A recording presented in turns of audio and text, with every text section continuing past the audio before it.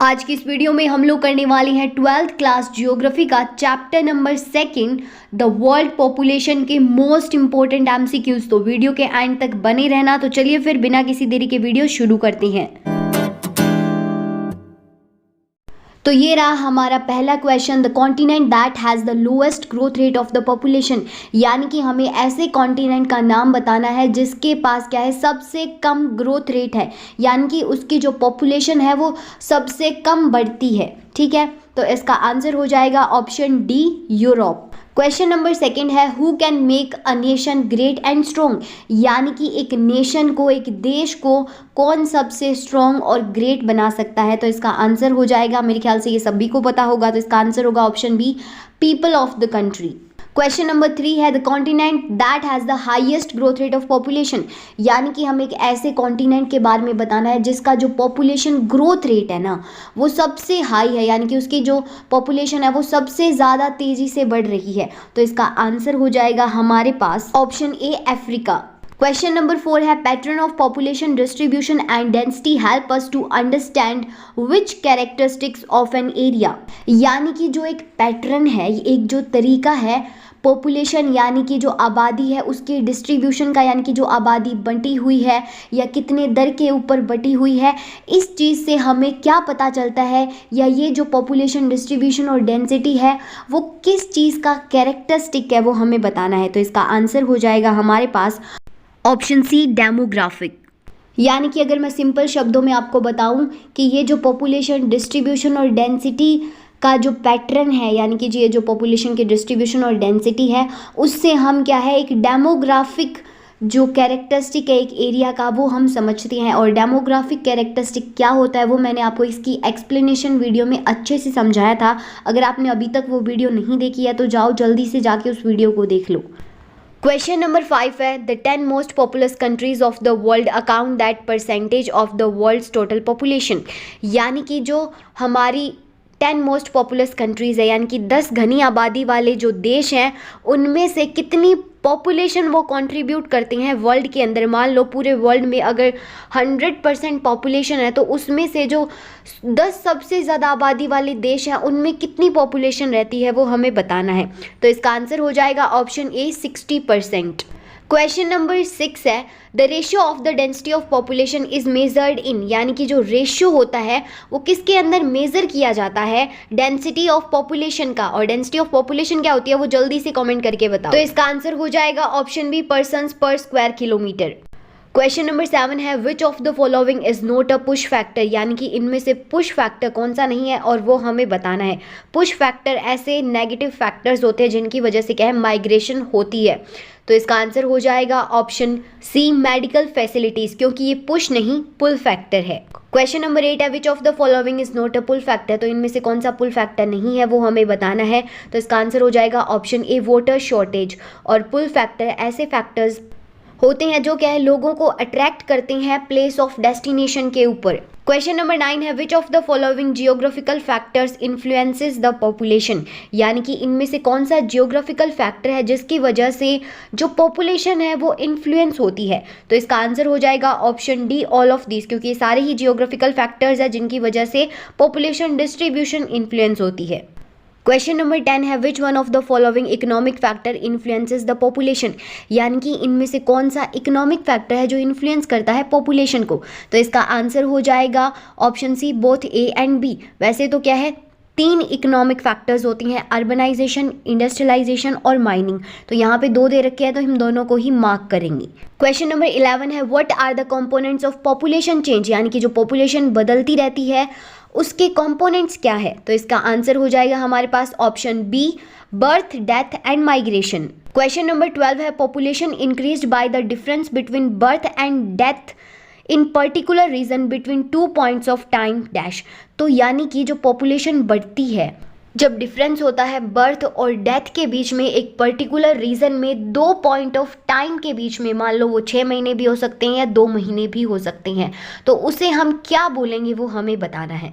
तो इसका आंसर हो जाएगा option B, natural growth of population, क्योंकि आप देख सकते हो स्टेटमेंट में सीधा सीधा जो नेचुरल ग्रोथ ऑफ पॉपुलेशन का फॉर्मूला है वो बता रखा है। इसमें क्या है, डिफरेंस होता है बर्थ और डेथ के बीच में, वो यहाँ पे हमें बता रखा है। क्वेश्चन नंबर 13 है what can be expressed as number of live birth in year per 1000 of population, यानी कि 1000 जो पॉपुलेशन है उसके ऊपर क्या है बर्थ हो रही हैं, तो उसे हम क्या बोलती हैं। तो इसका आंसर हो जाएगा option D crude birth rate. तो यहाँ पे सीधा बर्थ रेट नहीं होगा, या आपकी बुक में भी डेफिनेशन दे रखी होगी, तो ज़रूर से सभी डेफिनेशन को अच्छे से पढ़ लेना। क्वेश्चन नंबर 14 है which of the following factor influence migration, यानी कि इनमें से ऐसा कौन सा फैक्टर है जो माइग्रेशन के ऊपर प्रभाव डालता है। तो इसका आंसर हो जाएगा option D both A and C. Question number 15 है which kind of correlation is present between economic development and population growth, यानी कि किस तरह का संबंध पाया जाता है इकोनॉमिक डेवलपमेंट और पॉपुलेशन ग्रोथ में, वो हमें बताना है। क्या इकोनॉमिक डेवलपमेंट होगी तो क्या पॉपुलेशन बढ़ेगी या घटेगी, या क्या होगा वो हमें बताना है। तो इसका आंसर हो जाएगा ऑप्शन ए नेगेटिव कोरिलेशन है किसके बीच में, इकोनॉमिक डेवलपमेंट और पॉपुलेशन ग्रोथ के बीच में। क्वेश्चन नंबर 16 है which theory can be used to describe and predict the population of an area, यानी कि ऐसी कौन सी थ्योरी है जिसकी वजह से हम क्या है एक तो डिस्क्राइब कर सकते हैं और अंदाज़ा लगा सकते हैं किसी भी जगह की पॉपुलेशन का, तो उसे हम क्या बोलते हैं। तो इसका आंसर सभी को पता होगा, इसका आंसर हो जाएगा option D demographic transition. Question number 17 है which region of Japan is densely populated because of presence of number of industries, यानी कि जापान का ऐसा कौन सा एरिया है जो बहुत ही ज़्यादा पॉपुलेटेड है, यानी कि बहुत ज़्यादा लोग रहते हैं वहाँ पे और इंडस्ट्रीज़ की वजह से वहाँ पे लोग रहते हैं। तो ऐसा कौन सा एरिया है जापान का, वो हमें बताना है। तो इसका आंसर हो जाएगा ऑप्शन ए कोबे ओसाका। बहुत इंपॉर्टेंट क्वेश्चन है ये। क्वेश्चन नंबर 18 है the country having lowest growth rate of population, यानी कि ऐसी कौन सी कंट्री है जिसकी पॉपुलेशन सबसे कम बढ़ रही है। तो इसका आंसर हो जाएगा ऑप्शन डी लतविया।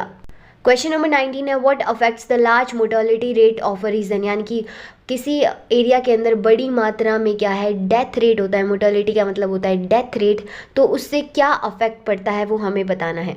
तो इसका आंसर हो जाएगा option D all of these. Question number 20 है what can be defined as the spacing और preventing the birth of child, यानी कि जब हम किसी चाइल्ड के बर्थ को प्रिवेंट करते हैं तो उसे हम क्या बोलते हैं वो हमें बताना है। तो इसका आंसर हो जाएगा ऑप्शन ए फैमिली प्लानिंग।